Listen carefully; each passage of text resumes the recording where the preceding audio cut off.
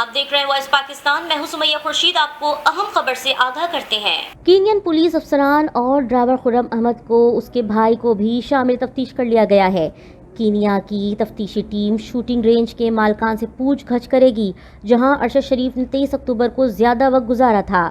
ایک خبر رساں ادارے نے کینیا کے اخبار دی اسٹار کا حوالہ دیتے ہوئے رپورٹ کیا ہے کہ جہاں ایک جانب صحافی ارشد شریف کے قتل کی تحقیقات کے لیے پاکستان میں جوائنٹ انویسٹیگیشن ٹیم بنا دی گئی ہے، تو وہیں دوسری جانب اس واقعے میں مبینہ طور پر ملوث کینیا کے جنرل سروس یونٹ کے پولیس افسران کی ایک ٹیم نے ان کی موت کی تحقیقات کے لیے اپنے ہتھیار واپس کر دیے ہیں۔ ارشد شریف قتل کیس کی تحقیقات کے ضمن میں اس واقعے میں ملوث کینین پولیس افسران نے اپنے ہتھیار واپس کر دیے ہیں۔ رپورٹ کے مطابق تحقیقات کرنے والی ٹیم یہ بھی جاننا چاہتی ہے کہ آیا اس واقعے میں کینیا پولیس کے ایک افسر کو گولی لگنے کے واقعے میں کوئی دوسرا شوٹر ملوث تھا یا نہیں۔ تحقیقاتی ٹیم ایموڈم کونیا شوٹنگ رینج کے مالکان سے بھی پوچھ گچھ کرے گی، جہاں صحافی ارشد شریف نے 23 اکتوبر کو زیادہ تر وقت گزارا تھا۔ ایموڈم شوٹنگ رینج ایک اہم جگہ ہے جہاں سیکیورٹی اہلکار آ کر اپنی شوٹنگ صلاحیت پر کام کرتے ہیں۔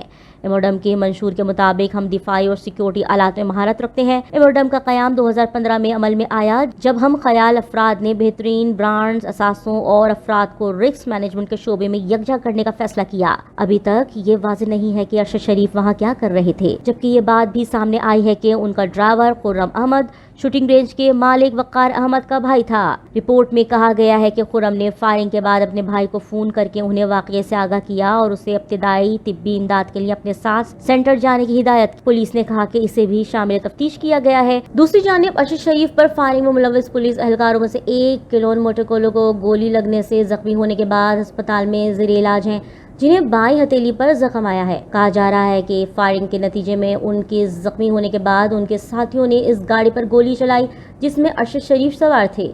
پولیس افسران جو مقامی GSU کیمپ میں ٹرینر ہیں نے بتایا کہ وہ واقعے کے وقت اس علاقے میں تعینات تھے اور اس بات کا امکان نہیں ہے کہ یہ گولی دوستانہ فائرنگ ہو۔ اس کے بعد نتیجے میں کار پر فائرنگ کی گئی، جس کے باعث ارشد شریف کی موت واقع ہو گئی۔